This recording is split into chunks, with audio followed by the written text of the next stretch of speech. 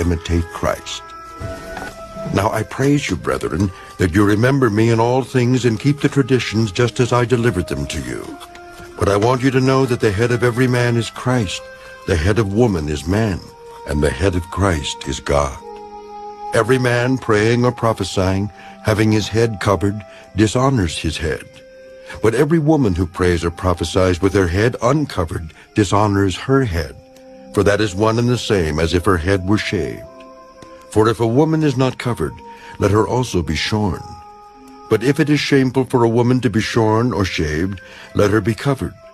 For a man indeed ought not to cover his head, since he is the image and glory of God. But woman is the glory of man.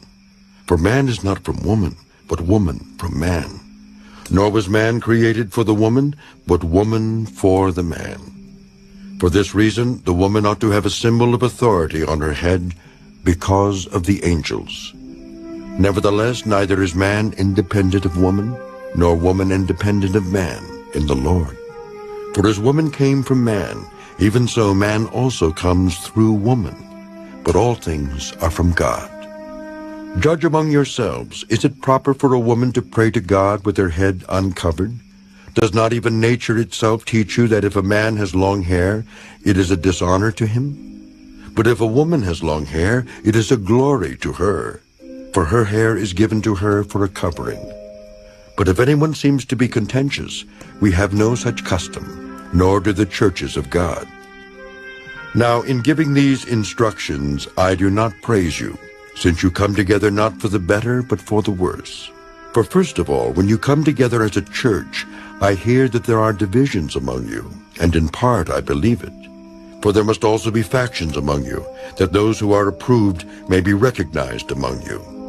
Therefore, when you come together in one place, it is not to eat the Lord's Supper. For in eating, each one takes his own supper ahead of others, and one is hungry and another is drunk. What? Do you not have houses to eat and drink in? Or do you despise the church of God and shame those who have nothing? What shall I say to you? Shall I praise you in this?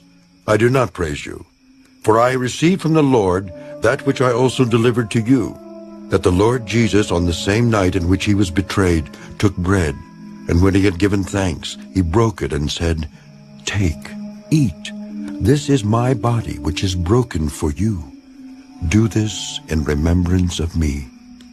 In the same manner, he also took the cup after supper, saying, "This cup is the new covenant in my blood. This do as often as you drink it, in remembrance of me.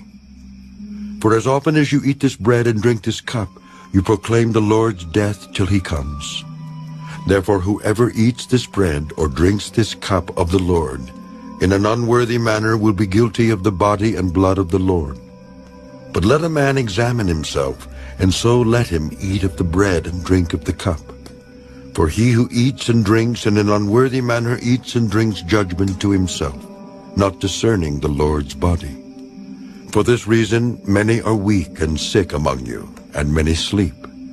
For if we would judge ourselves, we would not be judged.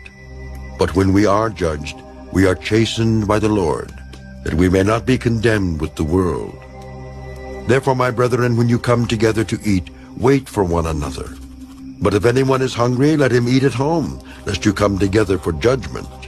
And the rest I will set in order when I come.